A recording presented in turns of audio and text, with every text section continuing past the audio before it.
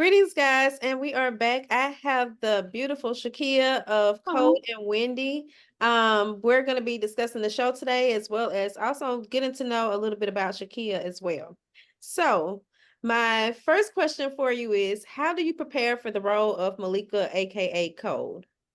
um, well, I think first of all, Malika was I wouldn't say an easy character for me to play, but I I started out in music before I started acting. Like I thought I was gonna be the next Beyonce, but I can't sing that good. So that dream was halted in college, I think, for me. But I grew up singing in the church choir. That's just where I started creatively. And I had a mixtape in fresh out of college. And so I was already on the route of singing, but I was always obsessed with female rappers. Like when Pink Friday came out, I was in college, Nicki Minaj, and it was just like a thing to learn all the lyrics. Like you learn all the lyrics, you rap along with her, you know that you know how to spit. So I think just because singers can, like Beyonce, she can rap. Like a lot of singers naturally kind of can segue into rapping. I kind of already had that skill and kind of like in my heart wanted to be a female rapper. It wasn't necessarily something I wanted to pursue. So once I started acting, it was always attached to singing. Like every role I ever booked, it was because, oh, we need a singer. Like the first stage play I did, hey, we need a singer. So here goes some lines as well, but we really need you to sing during intermission, but we're just Mhm. gonna throw you in the show type of thing. So when Malika came to me, oddly enough, in that year, I had auditioned for three other female rappers before that. So I feel like it was just a thing that was starting to happen, like it was just catching on. So I kind of felt prepared for Malika because I had auditioned for three other characters and didn't get it. And oddly enough, those were supporting characters. So they wouldn't have even been as big as Malika was. So by the time Malika came, I think the audition was due like the next day. Like I didn't even have that much time to prepare. It was like 24 hours, get it in. So I remember getting the audition at like 8 p.m. I was asleep. I was like about to go to bed because I was tired. And I told my husband, I was like, I just got this. I was like, I just got another rapper. And that's how I felt because I was like, I'm not gonna get it. I didn't get the other ones. And he was like, just do it. And I was like, I'll do it tomorrow. And he's like, it's due at 9 a.m. So I was like, I'll wake up early and do it. He was like, no, I just do it now. So I was like, okay, whatever. So I just got up, did the audition. And because I knew raps, I just had a rap on hand and I did Lauryn Hill. Dang, what I forget which one what was the rap? No stress. I can't think of it now. It's missing me, but like Lauryn Hill was another person that I was obsessed with because she sings and then she'll Mhm. just throw in some bars. And so I did a Lauryn Hill rap. And then a couple weeks later, I got the call back. But I think my preparation for her at first was just that kind of how they say, stay ready so you don't have to get ready. Like I had Mhm. already been preparing so much to play a rapper that by the time she came, it was kind of in my bones because I had done so much prepping before that. But honestly, the prepping for those roles was honestly just learning, like performing. Like a lot of like I'm like an outdoorsy person, so sometimes I'm rollerblading, sometimes I'm riding my bike, but I'll have my headphones in and I'm just and like if there's a Nicki Minaj song, instead of like hearing her rap, I'll just put on a Nicki Minaj instrumental and try to rap her performance and just try to embody not necessarily Nicki, but who Sh'Kia would be as Nicki, or who do I think Malika is? She's from the hood. She's got a little bit of ruggedness to her, but she's a mother, so she's got a little bit of softness to her. So what does that kind of look like? So it was kind of just thinking about all my favorite rappers and kind of stealing a little bit from all of them, but then trying to figure out, oh, okay, this is how I'm gonna perform. This is how I'm gonna stand. This is how I'm gonna look. This is the swag she's gonna have. And then once the dialogue comes in, it's kind of easy because the dialogue kind of tells you who the character is already, just based on her responses. The fact that she's trying to get her son back, the fact that she's trying to be on a better path, you kind of can feel like, oh, okay, she's someone who's trying to be responsible. Maybe she was a knucklehead 6 months ago, but she out of jail. She trying to get her life together. So I think the preparation is, for me, some of it is a lot, physical, but also mental, just thinking about how do I become this person and kind of embody her personality and her feelings and things like that. Wow. And it's so funny, just, how you were already preparing for this role, not even knowing you were going to get this role. So, Mm-hmm. one of my questions originally was, in what ways are you like Malika? But you've already kind of said you already kind of had that background in music, but then you also just touched on like how Malika has been trying to get her life on path and on the right path. And Mm-hmm. it just made me wonder, like, was anything in your upbringing similar to Malika's? Like, did you grow up in the hood, or were you in a, you know, Yeah. two-parent household, or what was that like for you?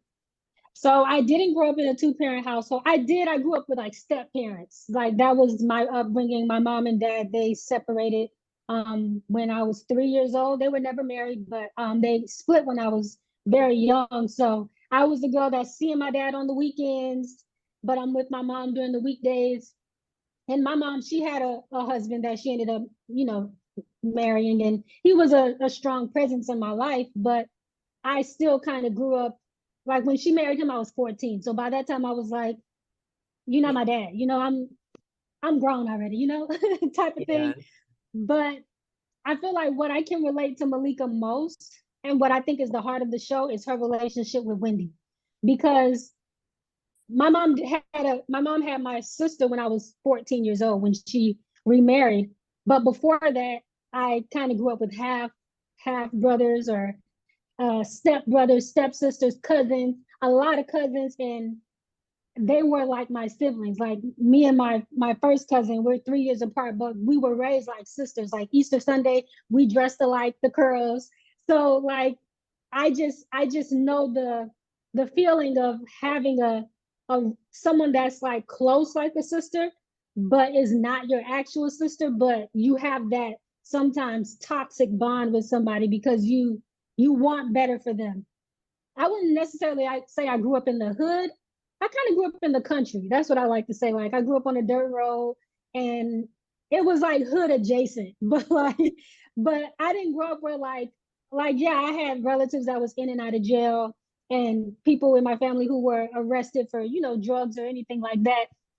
But I didn't grow up around like a lot of gun violence or gang energy. Like I grew up in a neighborhood where it was so small, where the cops pick you up, they probably gonna take you home and be like, get them. Like that's just the type of neighborhood I grew up in. But I grew up around people who were trying to do better, some who weren't. And I think that's one of the reasons why I moved away from, like, I'm in Los Angeles now, but sometimes I'm like, oh, Malika is who I would be if I never left. And Oh, I always keep that in my mind. Like, if I was still at home, I'd be the one like trying to get everybody on track, trying to get everybody like, come on, let's start this business. Let's do this thing. Let's do this. Let's do that. Because that's who I was when I was there. But I think a part of me was frustrated with trying to get everybody to do something yeah. I wanted them to do. So I think I personally had the bravery to do something Malika probably never would do, which is leave.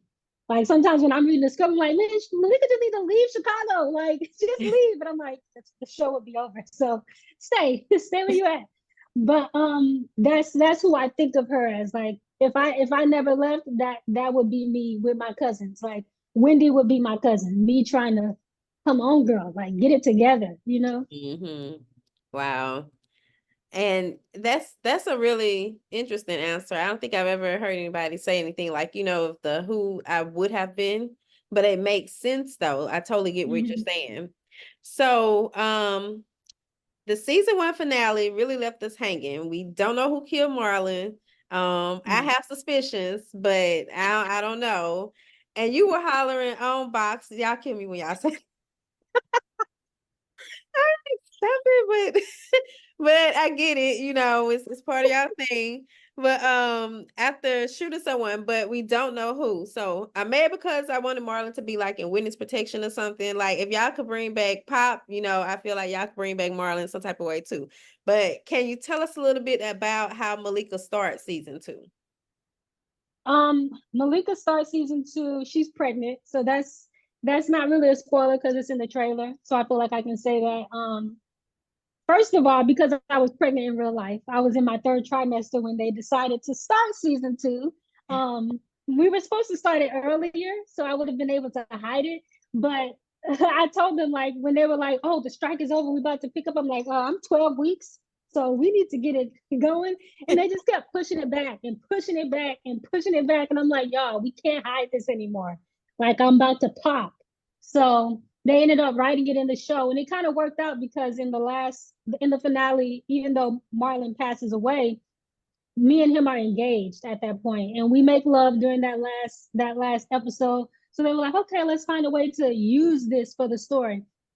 So at the beginning, pretty much Malika, she's very much pregnant from Marlon, and she's in a phase where she's really depressed. She's not happy about anything. She's like, "I don't know how to be happy about this baby when I the father isn't even here." Um, so she's in a mental state where she's trying to find out who killed Marlon. Like, that's her number one priority. But then Gigi has cancer, so she's broken down about that. Gigi still has this tax debt, so they're trying to figure out how to get money for this tax debt. And they just signed a new record deal, so they're trying to figure out how to make money. But Malika's also like, "I also got this baby. Like, what am I going to do about this baby? What am I going to do about Marlon's killer?" And so I think she's in a phase where she's lost. She's completely lost. She's unhinged and emotional. I think that's probably the one thing that was on every page of the script was Malika cries. I'm like, "Come on, y'all." I'm like, y'all are going wild with the pregnancy hormones. So that's pretty much where I can say I feel like she starts the season. Wow. Well, I'm looking forward to seeing all of that.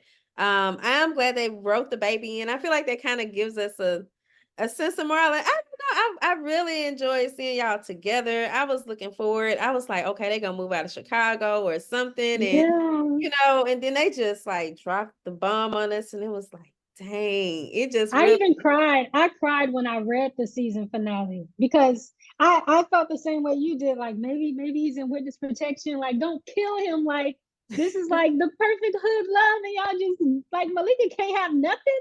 Like, so the fact once I read that, I was like, this is gonna break people up.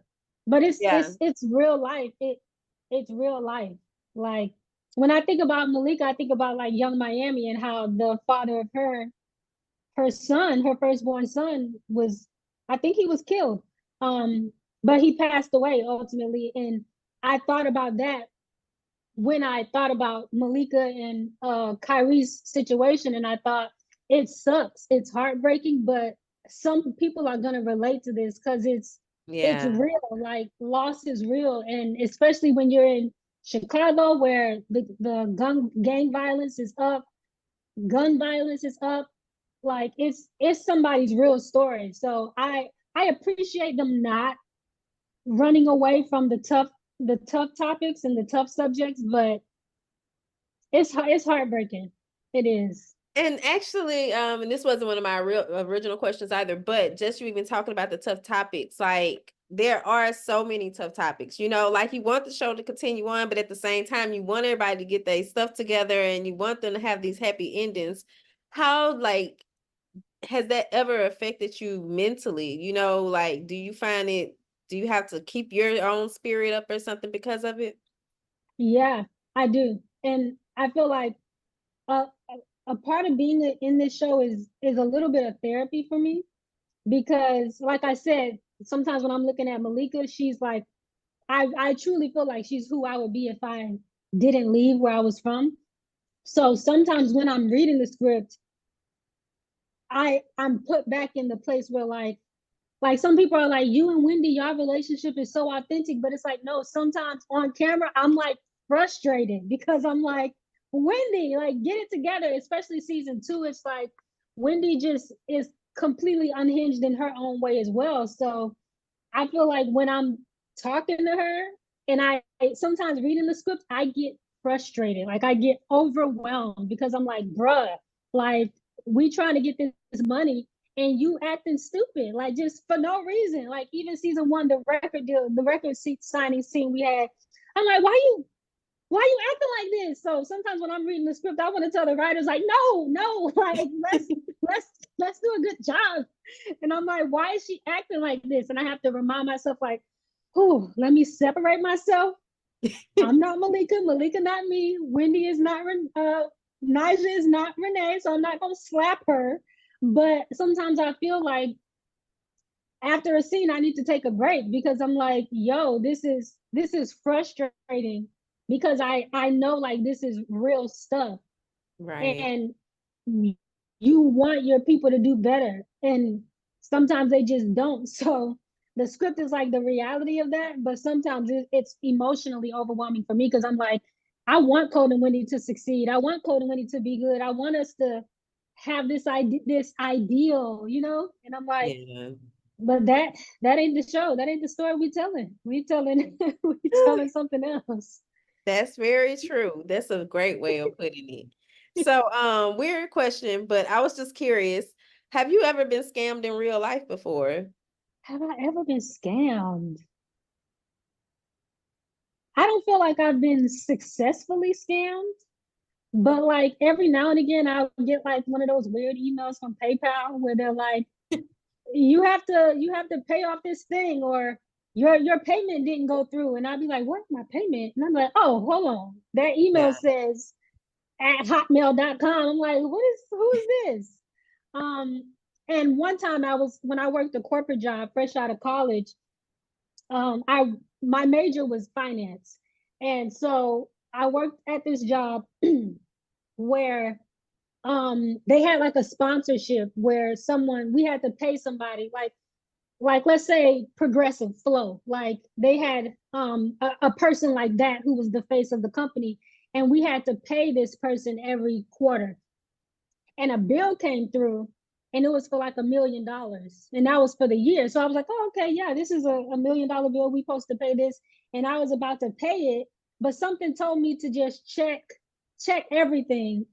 And somebody literally duplicated the invoice, but there were little things that were different. Like, let's Wow. say it was from Warner Brothers, it would say Warner Bros with like a Z instead of an S. So if you don't catch things like that, you'll be like, oh shit, I almost paid somebody a million dollars. $1 million. So like that almost happened. But ever since that corporate job, and like my boss was like, yeah, check everything because people will copy your name and put like SHIKIA instead of SH apostrophe KIA. Like they'll make little subtle changes, or like the email will be one letter off. And if Mm, you don't check everything before you pay somebody, you might not get your money back. So ever since that, like anytime somebody sends me a payment, I'm like, check the email, check the this, check the that. I might even call to be like, who is this? Because it's happening more and more now, yeah. where people are getting slick. And then I think I doubled down with Malika because I'm like the scene where you put the thing on the gas thing. People do that. People are scamming cards. So when I go to the ATM, I'm like pulling on the thing, like, let me make sure, because it really happens. And my dad actually told me that. He was like, girl, he's like, people be doing that for real. Like, he's like, I don't put my ATM, my debit card in nothing. He's like over the top with it, but it's a real thing. It's Yeah. happening. It definitely is. And there are probably other shows and movies, out there that really show it that way, but I haven't saw them. So for me, when I saw it, I'd be sitting around amazed, like, oh my God, people be doing that, just like I had never saw it in real Hmm. action or whatever. Like you hear about a person getting scammed, but to kind of see that actually take place throughout the scenes, I'm like, okay, wow. Yeah. So aside from being an actress, you are also an author. Please tell us about your book, Quiet Storms of a Florida Girl's Diary. So Quiet Storms of a Florida Girl's Diary is kind of similar to how I said, just a little bit about my background. It's a collection of 13 short stories, and each story is the diary entry of a woman and an isolated experience she's having in her life. So some things about the book, all the women are from Florida, because that's where I'm originally from. All of the stories are taking place in like a small town, because I'm from a small town. All the women are Black, um, and they're of various ages, but all of them, for instance, one of the short stories is about a female rapper. So I decided to a little bit of Malika, but she's kind of inspired by um, JT, City Girls. She's a solo artist right now. She used to be a part of a group, and it's kind of a diary entry of her experience as she gets a record to the Billboard charts. So you see like daily entries where she's like, "Oh, I'm on tour right now. I'm doing this right now," and it's kind of like you get inside the head of not seeing the show, but seeing the artist behind the show. Mm-hmm. So she writes about her experience with the performance she just did, how she feels watching everybody sing to her song, how she feels that she comes home and she got to take care of the kids because her baby daddy ain't doing right. He ain't paid child support this month, so she got to get the money, or she got to do hair on the side because she ain't making enough money yet with her career. What it's like to be in the studio with a male producer by herself. Oh, he just tried to come on to me. How do I respond to that? Oh, do I need to give in because I need this record, I need this song, I need this beat? So it's like you're tapping into the vulnerabilities of a woman based on an experience she had. I wrote this book while I was pregnant. So one of the stories is about a woman in her pregnancy journey and the realities of feeling and being pregnant, not the thing you see on Instagram where it's like, oh, my baby bump, but it's like, no, I'm sick today. I just threw up this morning. Why is this happening to me? They say this is beautiful, but I don't feel beautiful today. Like those are the diary entries that these women are kind of telling. And each woman is inspired by either someone in my family. So some of these stories are like one of the stories is about my grandmother. A little bit of tea. My grandmother was never married. She had two children from a married man. And sometimes I'm like, what was she thinking? I wish I was like my grandma's friend when she was 30 so I could talk to her about this. Like, lady, what was you doing? Like, what's happening? So I wrote an entry for her where I wanted to kind of imagine who she was at 30. What was she thinking at 30 when she said, I'm gonna be with this married man on the side? What does it feel like to be a woman on the side? A part of you has to be either delusional and think that he's gonna leave, or a part of you has to be like, I'm okay. I'm okay with this. And what does that sound like? What is a woman on the side write about in her diary? So those are some of the entries that I wrote for her. So pretty much that's the book. Like each story is about a woman on a journey of her own. I try to tie it into Florida in a lot of ways as well, where there are certain things where if you're from Florida, you know Florida is big on hurricanes. A lot of hurricanes hit Florida. So one story is about a woman who meets a man during a hurricane, and they have like a late night rendezvous because they're trapped inside together. So they're just kind of like, we both stuck inside. Let's just hang out, type of thing. But I try to center all the stories around things that happened in Florida so that they feel real, because some of the things are real, but some of them are completely made up, and names have been changed. It's funny because my aunt, she's reading the book and she's like, I feel like this story is about me. And I'm like, I don't know. But yeah, it's inspired by you. She's like, but I see how you change names. So it's not me, but I inspired this character. So I'm glad she wasn't offended by some of the stuff I wrote. And she was like, oh, I see how a little bit of me, but not, you didn't just steal my whole life and put it in a book. But yeah, that's the book. And it was an amazing experience writing it. I self-published it, which was very challenging, but it's empowering to feel like, oh, I can write something and put it out and not have to wait on somebody to say, yeah, I like it, I'll publish it for you. It's like, oh no, I can go on Amazon and publish it myself. So Yep, and it looks beautiful. Thank And you. now that you've told me more about it, I'm like, I'm definitely gonna have to check it out. I usually read Ooh, like a lot of self-help, but I have been tapping back into fictional stories and so on again. So, okay. just with what you said, I love that because I love journaling for one, and I Mm-hmm. love like kind of trying to get into people's heads. So that sounds Yeah. like a really good read. Yeah, Yeah. offline if you want. You can give me like if you have a mailing address, I'd love to send you a copy. I have Okay. extra copies, so I'd love to. I can send you one.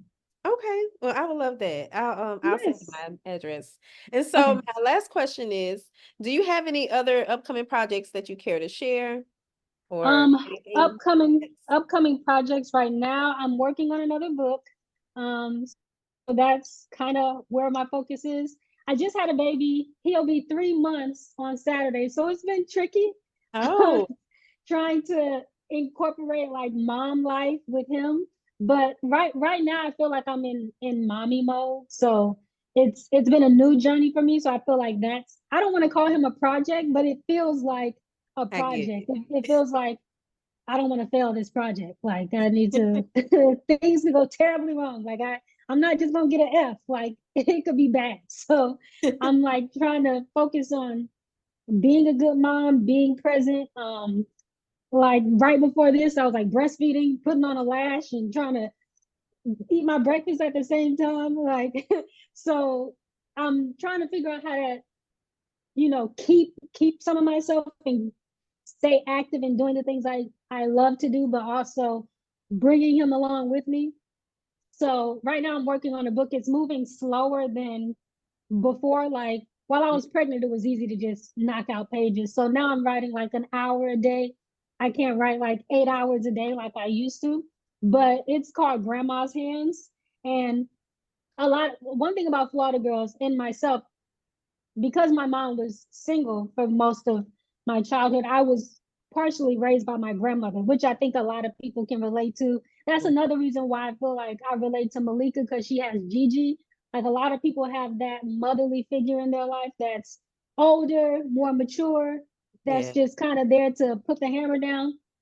So, grandma's hands is pretty much, like I said, my grandmother was out in these streets for a minute.